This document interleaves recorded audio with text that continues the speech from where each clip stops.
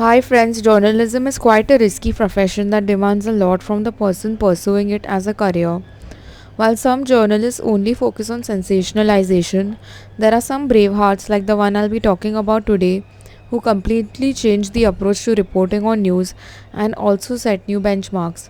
One such extremely brave investigative journalist was Nellie Bly.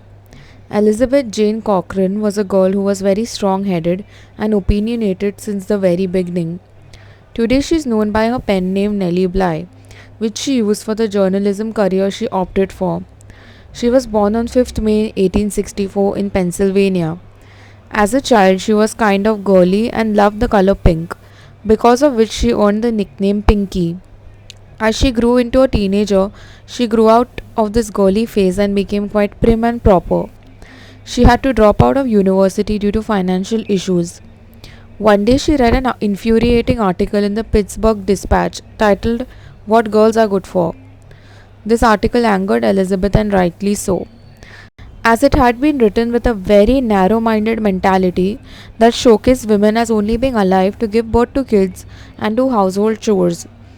Elizabeth, in her angry state, wrote a letter to the newspaper as a response to the hopeless article, and she used the pseudonym Lonely Orphan Girl. The editor was so impressed by Elizabeth's letter that he immediately approached her and gave her a job offer after getting to know her real identity through a newspaper advertisement in which he asked the lonely orphan girl to identify herself. Elizabeth was a bit hesitant, but she agreed to write columns for the Pittsburgh Dispatch under the name Nellie Bly. Her first column that she wrote was called The Girl Puzzle, that basically spoke about how divorce affects women's life and to bring reforms in divorce laws. Nellie was quite unconventional from the start, while other female reporters were focusing on topics like fashion, cooking, gardening. Nellie was exposing the hazardous conditions in which factory laborers were working, with special focus on female laborers. But these articles received backlash, so Nellie too was asked to report on fashion, gardening, and other things that didn't fancy her. She took up a job as a foreign correspondent in Mexico and voiced her opinion on the dictatorship happening there. But once again, the patriarchal society could not bear the fact that a woman was flourishing in this male dominated profession of journalism. So Nellie was unemployed for quite a while when suddenly New York World gave her an undercover assignment. Soon she was about to take up one of the most dangerous investigative projects of all time. The women's lunatic asylum on Blackwell's Island was infamous for having horrible conditions, bad behavior by nurses, and inhumane treatment of patients. There was no proof, and all of these were just rumors till now. Nellie was given the task to act like a mentally challenged patient and somehow get admitted in the asylum on Blackwell's Island, which was a super difficult place to get into. At first, Nellie went and admitted herself into a boarding house.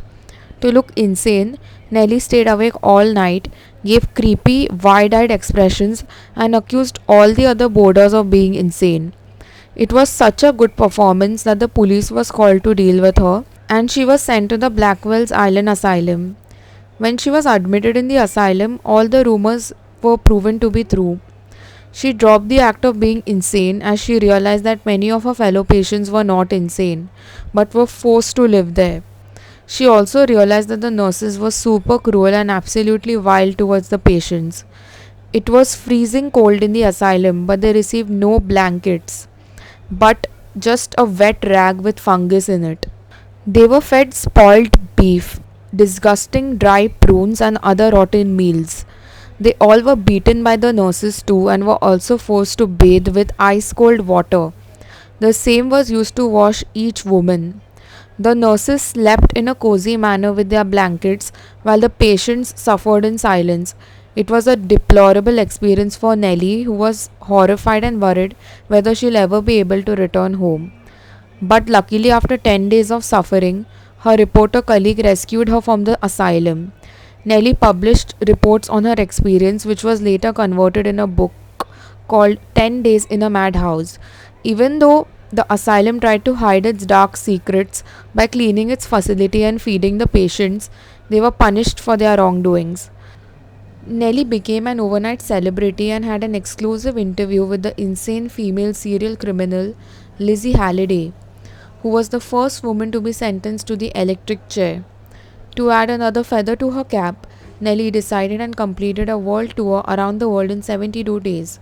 She was inspired by the famous fictional novel Around the World in 80 Days. Later, she married a millionaire, Robert Seaman, who was 42 years senior to her in age.